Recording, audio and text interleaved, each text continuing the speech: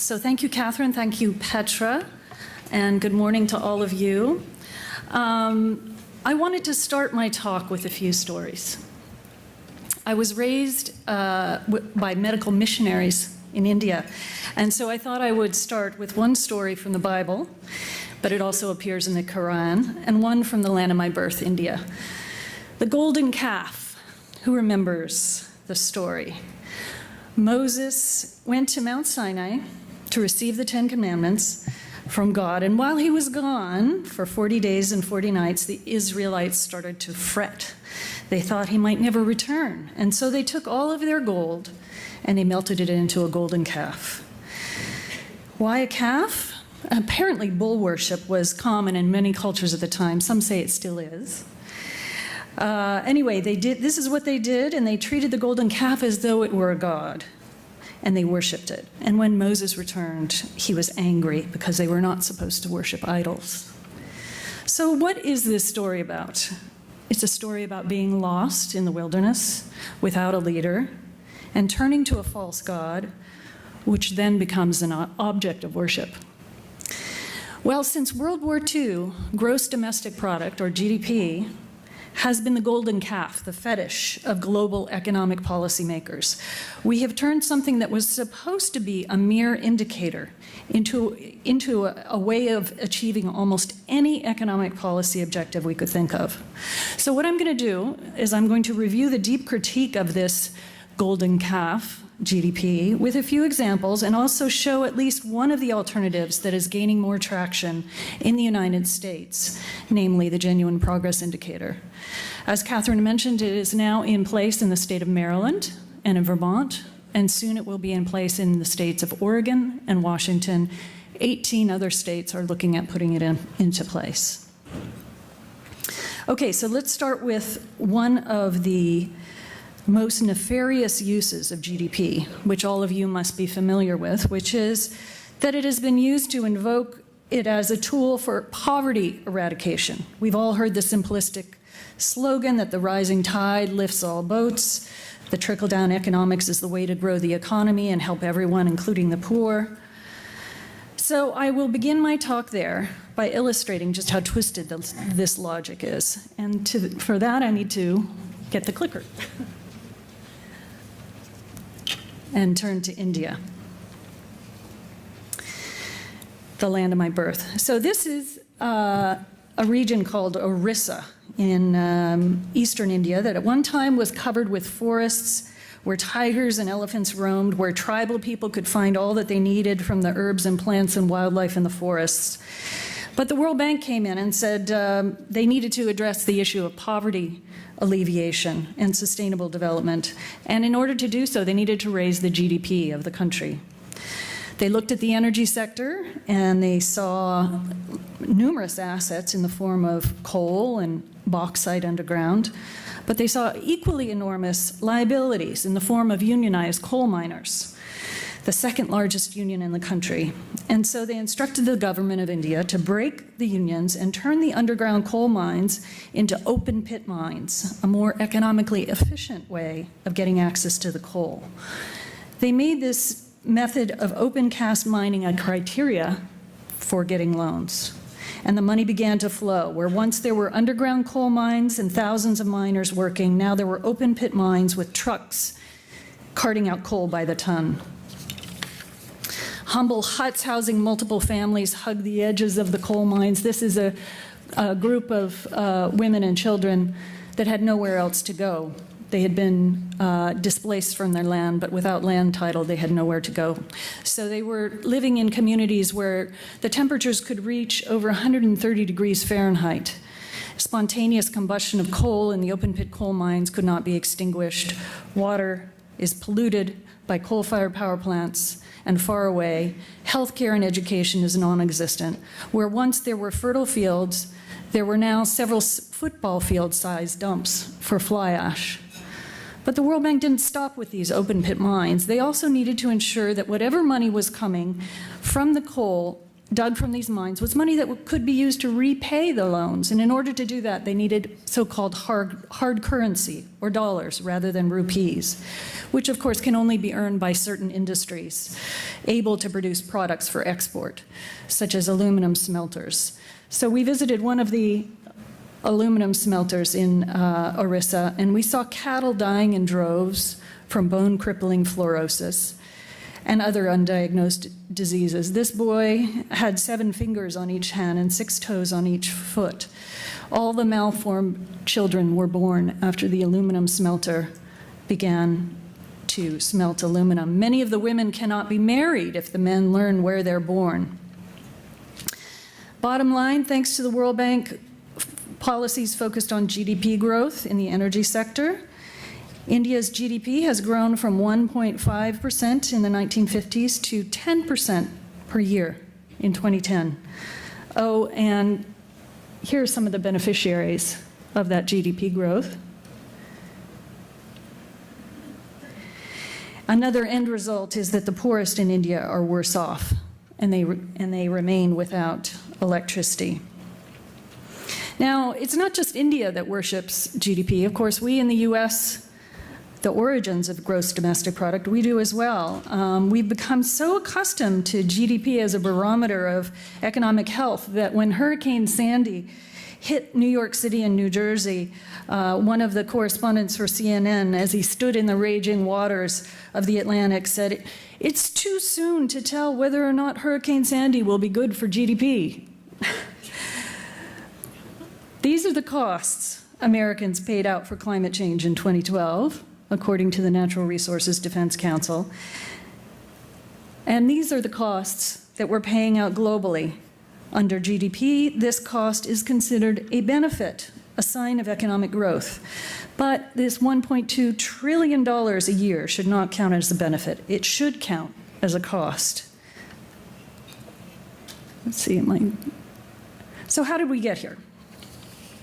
Although GDP was put in place after the Great Depression, it was never intended to avert future depressions. It was simply a tool to determine where goods and services were being produced. After the Depression, evidence was clear that the economy was in the tank, yet Congress lacked any tools to accurately measure just how bad it was. And so Congress asked economist Simon Kuznets, who would go on to win the Nobel Prize in Economics, to develop a method to assess the state of the national economy. In 1937, Kuznets presented a vast volume of data on income to Congress. It became gross national product. But Kuznets warned that his newly minted GNP should not be used as an instrument of social policy. Goals for more growth should be more growth of what and for what, Kuznets warned. Nevertheless, his new metric was put in place, and shortly thereafter Kuznets'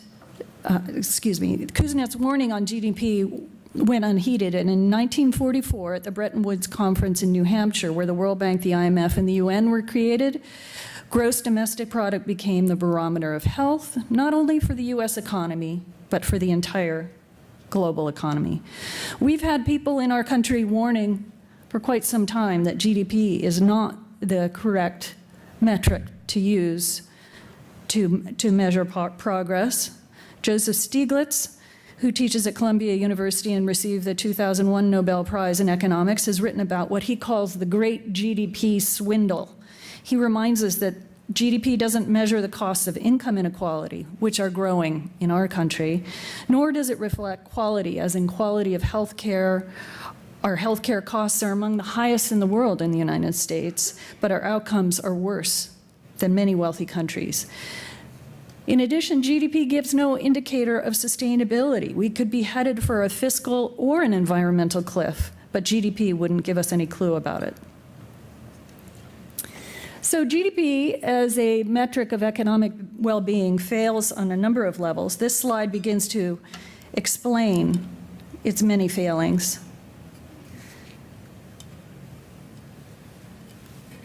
And when a country like Liberia focused exclusively on GDP growth at the expense of human health, this is one consequence: Ebola, a problem for all of us now. Air pollution is not considered a cost measured under GDP, but it's very real. When you look at China, this is a #1 concern. Okay, so we know GDP is the wrong metric, but what other options are there? As I like to say, using GDP to measure whether or not our nation is on the right track is like taking your temperature with a yardstick. Perhaps it was the great economic crisis after the Great Depression or recession of 2008 that inspired Governor Martin O'Malley in Maryland to begin to question GDP. After all, gross state product, gross domestic product had not warned the country of the coming economic crisis. It had blindsided us. So in 2010, Governor O'Malley became the first state, the first jurisdiction in the world to put in place an alternative to gross domestic product and gross state product, the genuine progress indicator. Of course, a new indicator by itself is of little worth, but if it is used as a guide to economic policy, as GDP has been in the past, not only in India and the United States, but globally, it can be a powerful catalyst for social change. So what is the genuine progress indicator and what are its limitations? The technical description of the genuine progress indicator is that it is a monetized measure of sustainable economic welfare or well-being. Each of these terms has a meaning, so let's think about them one at a time. As this slide shows, and I guess I didn't get a mic, so I can't walk over there and read it for myself, but when we say monetized, benefits and costs that can be expressed in monetary terms, that's what it means. However, this has its own limitations. In other words, benefits and costs that cannot be expressed in monetary terms are not included.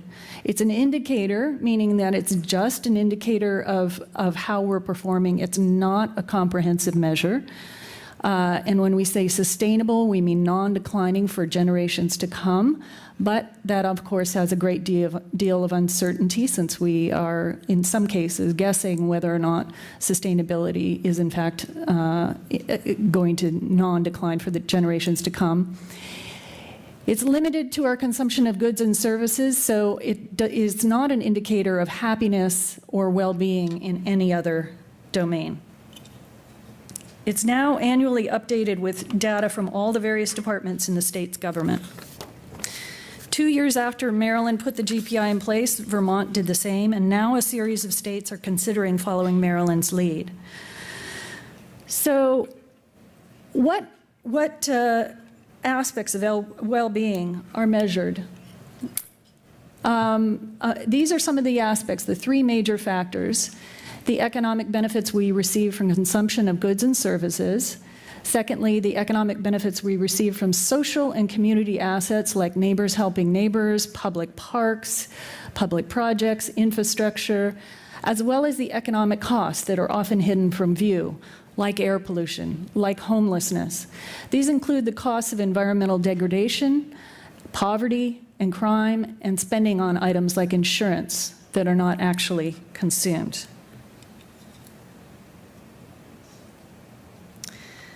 So this is a rather technical document, but it was done by my colleague, Dr. John Talberth, who is one of the economists that helped develop the Genuine Progress Indicator.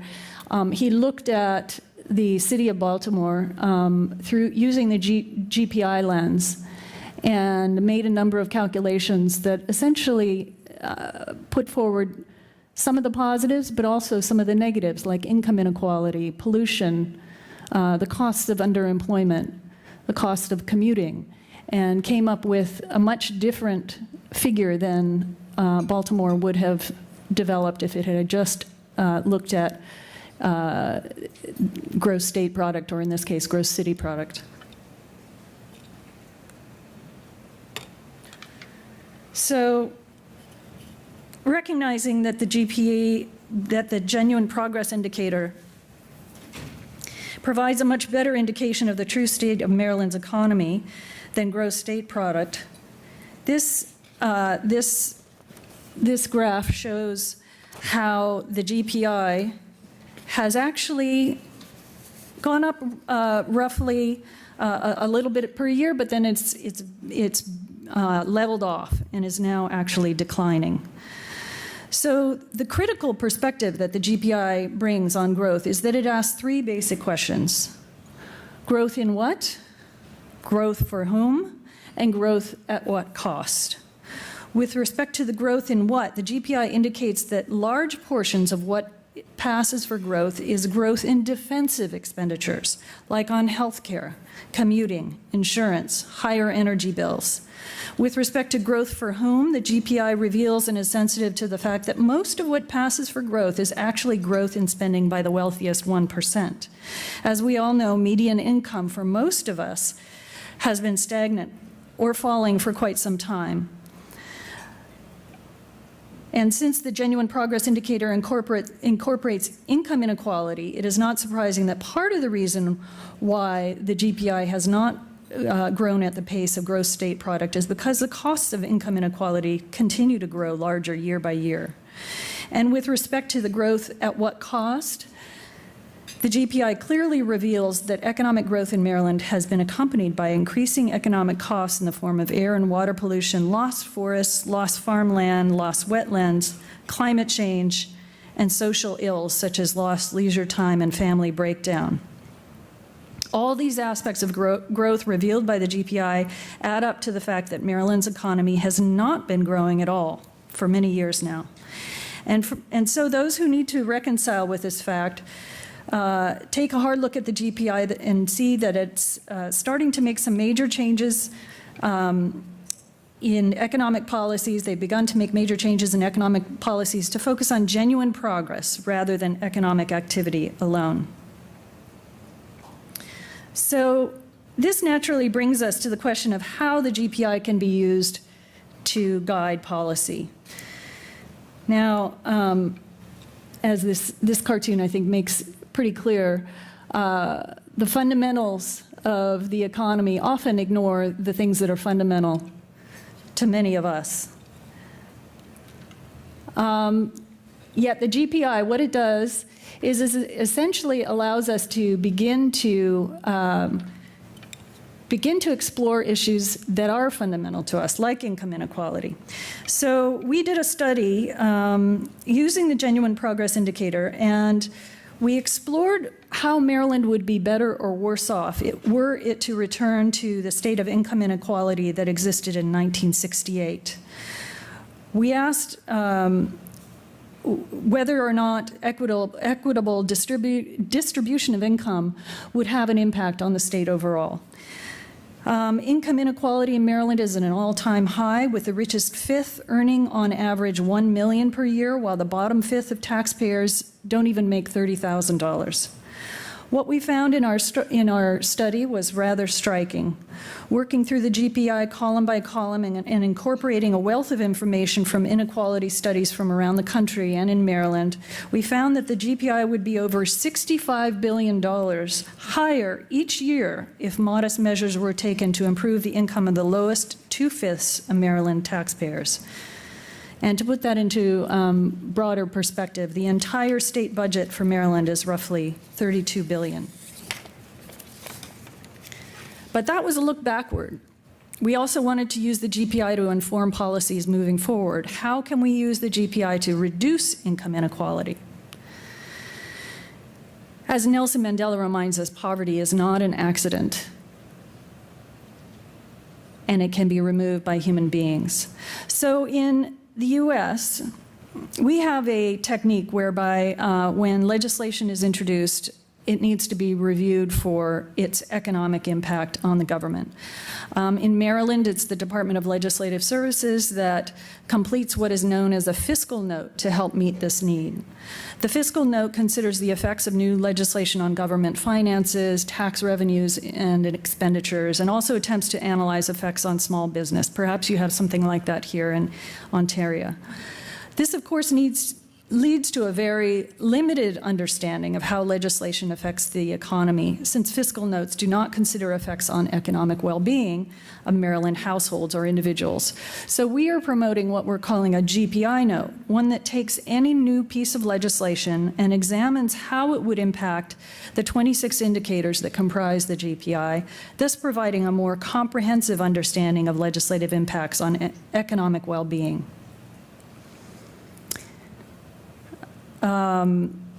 And the GPI note can initially be done in a qualitative manner, as shown here for this is the minimum wage bill that recently passed in the state of Maryland.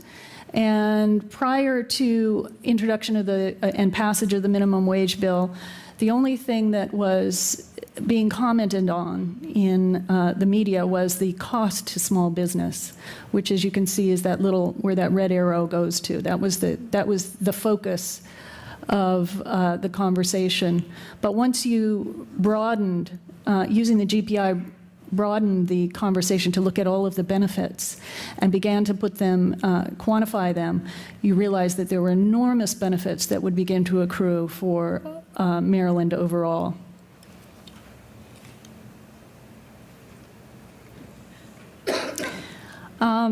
Now, it's not just income inequality that is a critical component of the genuine progress indicator. It can also play a wide role in a wide array of public policy issues, from land use plans and economic development to tax policy, budgeting decisions, and infrastructure choices. So, returning to that story of that I began with in India. If we were to use the genuine progress indicator, we would see the costs of water pollution accounted for, the cost of air pollution, the loss of primary forests, the cost of CO2 emissions, the cost of depletion of non-renewable resources, the costs of income inequality, the actual value minus the foreign investment of spending in the state of OMSSA.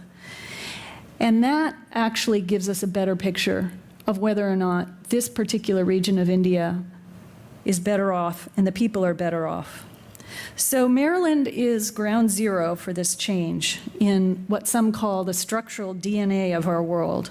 And Vermont is next, and other states and countries are next. Might Ontario consider putting the genuine progress indicator in place? Groups such as yours can help us take it to the next level. We're working with nonprofits such as yours in the state of Maryland, who are also trying to bring a greater sense of value to the services they provide the poorest in the state.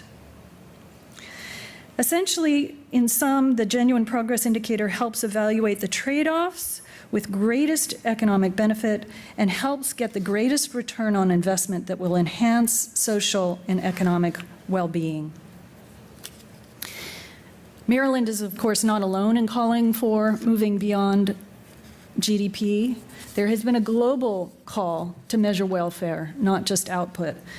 In fact, at the Earth Summit Plus 20 a couple years ago, this was on the agenda. Nevertheless, we're moving forward one state at a time, with Maryland starting, Vermont continuing, Oregon and Washington, where I am now, about to put it in place.